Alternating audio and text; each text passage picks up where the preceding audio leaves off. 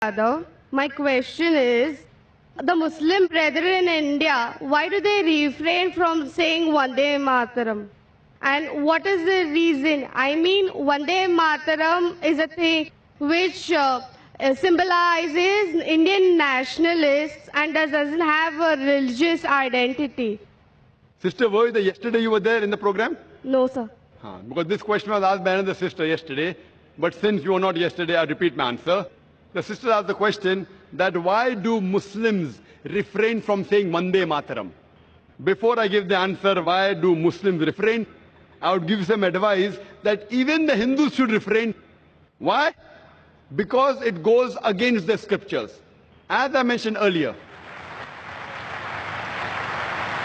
in the earlier answer when our Sikh brother he asked the question, I gave you quotations from Upanishads, from Veda, that Almighty God should worship Him alone and no one else. He has got no images. Now Vande Mataram is a song in which thrice it says that Vande Mataram, I bow down to my motherland.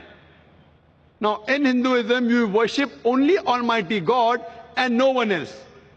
God is the creator of this country also.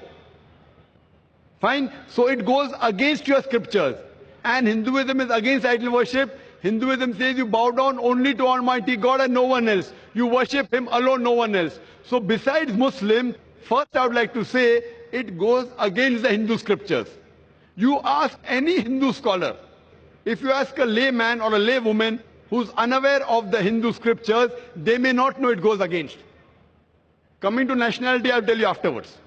As far as Muslims are concerned, again this verse, Vande Mataram, it goes even against the Quran. Because in Islam, we worship only Almighty God and no one else. And this country, India, we Muslims, we love the country, we respect the country. We follow the laws of the country. As long as the law of the country do not go against the law of the Creator Almighty God, we have no objection in following any law of any country. But if the law of the country contradicts against the law of Almighty God, then we don't follow. So Almighty God is the creator of this country. So who should we bow to, the country or to Almighty God? As far as India is concerned, most of us Muslims, we love the country, we respect the country. If required for the truth, we are ready to die for the country, but we will not bow to the country. Why? Because it goes against the law of the Creator. Similarly, no Saudi should bow to Saudi Arabia also. Don't think this is only by Indian Muslims. In Saudi Arabia, a Saudi will never bow down to Saudi Arabia. In Pakistan, a Pakistani Muslim will never bow down to Pakistan. It is not a special law for India because Saudi Arabia is not superior than Allah subhanahu wa ta'ala. Pakistan, the name may be Pak, but it is not superior to Allah subhanahu wa ta'ala. So this law is the same. And the concept is that we too love the country. But if it contradicts, for example, in Islam, we consider after Allah and the Messenger, in this world, the person who we respect maximum is our mother. Our mother bore us in a womb for 9 months. We love her. We respect her. We are to die for her. But we can't bow down to her also.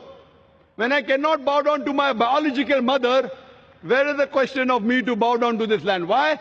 Because neither my biological mother, neither this land of mine is superior to the Creator.